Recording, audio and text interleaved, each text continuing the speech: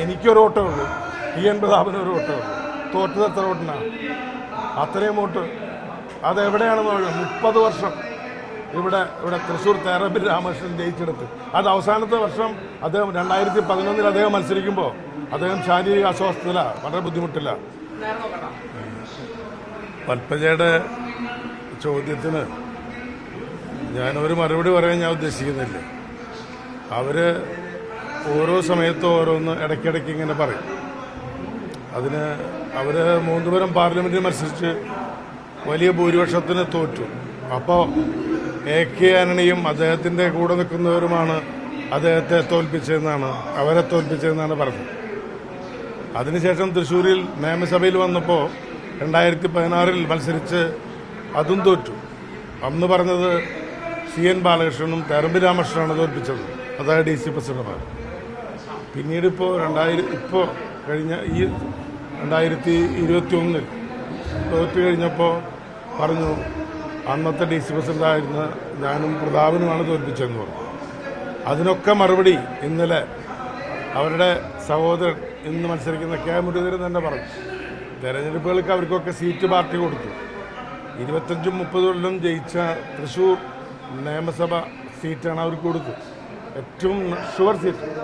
മൂന്നുപുരം എന്ന് പറഞ്ഞാൽ സാവിത്രി ലക്ഷ്മൺ ഉൾപ്പെടെ ഒട്ടനവധി ആളുകൾക്ക് വളരെ ഈസിയായിട്ട് ജയിക്കാവുന്ന കോൺഗ്രസിൻ്റെ, ഇപ്പോഴും ജയിച്ചുകൊണ്ടിരിക്കുന്ന കോൺഗ്രസിൻ്റെ ഏറ്റവും ഉറച്ച മണ്ഡലം കൊടുത്തത്. അന്ന് ജയിച്ച ലോനപ്പൻ നമ്പാടൻ പറഞ്ഞത് ഈ വോട്ടെണ്ണൽ മെഷീന്, വോട്ട് ചെയ്യുന്ന മെഷീന് EVM-ന് എന്തെങ്കിലും തകരാറ് സംഭവിച്ചിട്ടുണ്ടോ എന്നുള്ളതാണ് ഇത് പറഞ്ഞത്. ഈ പറഞ്ഞ ഇനിയിപ്പോൾ എന്ത് കാര്യമായാലും ഓരോ സമയത്ത് ആദ്യം പറഞ്ഞ 8 ലക്ഷം എന്ന് പറഞ്ഞു, പിന്നെ 18 ലക്ഷം എന്ന് പറഞ്ഞു, കഴിഞ്ഞ ദിവസം 22 ലക്ഷം എന്ന് പറഞ്ഞു, ഇപ്പോൾ 22.5 എന്ന് പറഞ്ഞു. ഇത് അവിടെ ഈ അദ്ദേഹം ഇവരുടെ പ്രിയങ്ക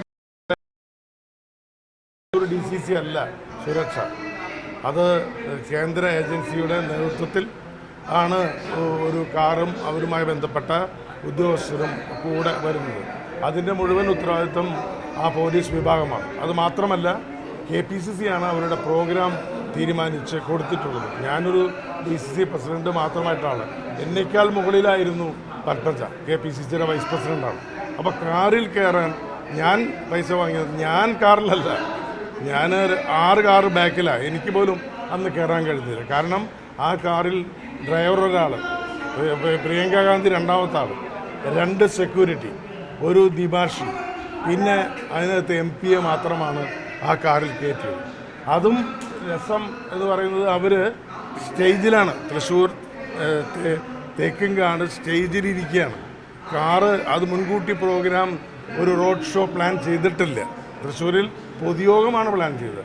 ആ പൊതുയോഗത്തിൽ പത്മജി അടക്കം എല്ലാവരും ഇരിക്കുന്നു, വേറെ ആരും അതിനകത്തില്ല. അവിടെ ഇവിടെ നമ്മൾ പിന്നെ വടക്കാഞ്ചേരിയിൽ നിന്ന് വന്ന് തൃശ്ശൂർ റൗണ്ട് ചെയ്ത് ജോസ് തിയേറ്ററിൻ്റെ മുമ്പിലെത്തിയപ്പോൾ, ഞാൻ ആ കാറിലില്ല, ജോസ് തിയേറ്ററിൻ്റെ മുമ്പിലെത്തിയപ്പോഴാണ് ആളുകളെ കണ്ടപ്പോൾ ഇവർ നേരെ ഈ മുകളിൽ റൂഫ് ഷാഡോ ഉള്ള റൂഫ്, ആ കാറിൻ്റെ റൂഫ് മുകളിൽ നിന്ന് മാറ്റി അവർ എനിക്ക് നിന്നു.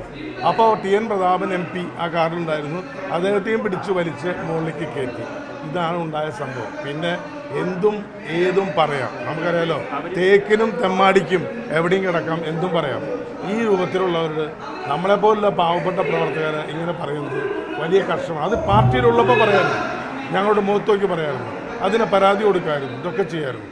ഇതൊന്നുമില്ലാതെ തോറ്റ് BJP-യിലേക്ക് പോയി അവിടെ ഒരാളെപ്പോലും കൊണ്ടുപോകാൻ കഴിയാതെ വരുമ്പോൾ ഇത്തരം ബാലിശമായ ആരോപണങ്ങൾ പറയുന്നത് ഞങ്ങളെപ്പോലുള്ള പാവം പ്രവർത്തകർക്ക് വലിയ ബുദ്ധിമുട്ടുണ്ടാക്കുന്ന കാര്യമാണ്. 22 ലക്ഷം രൂപ വാങ്ങിയിട്ട് 10 ലക്ഷം രൂപ KPCC-ക്ക് നൽകി, ബാക്കി 12 ലക്ഷം രൂപ ആര് കൊടുത്തത്?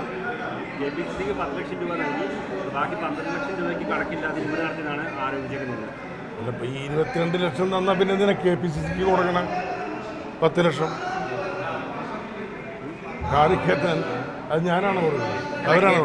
തന്നിട്ടുണ്ടായിരുന്നു 10 ലക്ഷം, അതിന് പുറമെയാണ് നിങ്ങൾ 22 ലക്ഷം വാങ്ങിയത്. എനിക്കറിയാത്ത കാര്യങ്ങളാണ് ഈ കാര്യങ്ങളെക്കുറിച്ച് എനിക്ക് അറിഞ്ഞുകൂടാ. അത് ഈ വാഹനത്തിൽ നിർത്താൻ വേണ്ടി മാത്രമാണ് ഈ പൈസ ആവശ്യപ്പെട്ടതെന്ന് പറയുന്നത്. എന്നിട്ട് ഈ പൈസ വാങ്ങി, പക്ഷെ വാഹനത്തിൽ നിർത്തി. അപ്പോൾ ഇത്ര മരം മണ്ടിയാണോ പത്മജ? ഒരു കാറിൽ കയറാൻ 33 ലക്ഷം രൂപ കൊടുക്കാൻ മാത്രം മരമണ്ടിയാണോ?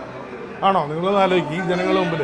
അപ്പോൾ പറയുന്നതിന് വേറെ എന്തെങ്കിലും കുറച്ചും കൂടി ഗൗരവത്തിൽ പറയാമായിരുന്നു. അവിടെ ഉണ്ടാക്കിയ സ്റ്റേജ്, അവിടെ ഉണ്ടാക്കിയ ബലൂൺ, അവരുടെ കട്ടൗട്ട്, എല്ലാത്തിനും കൂടിയെങ്കിലും പറയാൻ പറ്റും. വേണമെങ്കിൽ ഞാൻ എഴുതി കൊടുത്തായിരുന്നില്ലേ.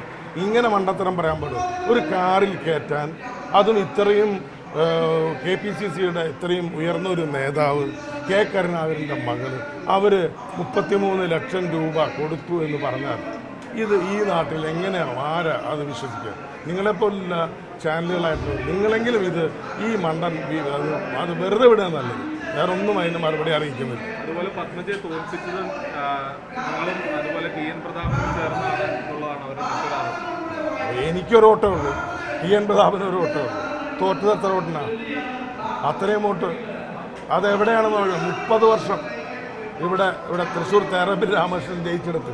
അത് അവസാനത്തെ വർഷം അദ്ദേഹം 2011 അദ്ദേഹം മത്സരിക്കുമ്പോൾ അദ്ദേഹം ശാരീരിക അസ്വസ്ഥത, വളരെ ബുദ്ധിമുട്ടില്ല. എന്നിട്ട് പോലും പ്രചരണം കാലത്ത് 8 മണി വരെ ഉള്ളൂ, പിന്നെ വൈകിട്ടാണ്. എന്നിട്ട് പോലും തൃശ്ശൂരിൽ പാമ്പൻ പാലത്തിൻ്റെ ശക്തി എന്ന ഒരു പ്രയോഗമായിരുന്നു എന്ന് പറയുന്നത്. അത്രമാത്രം ആഴത്തിലുള്ള വേരുള്ള കോൺഗ്രസ് ബന്ധമുള്ള കോർപ്പറേഷൻ ഭരിക്കുന്ന, കോർപ്പറേഷനിൽ അത്രയധികം കൗൺസിലർമാരുള്ള തൃശ്ശൂർ നിയമമണ്ഡലത്തിൽ അവർക്ക് സീറ്റ് കൊടുത്തിട്ട് തോറ്റതിന് ഞങ്ങളെപ്പോലും എന്തിനാ പറയുന്നത്?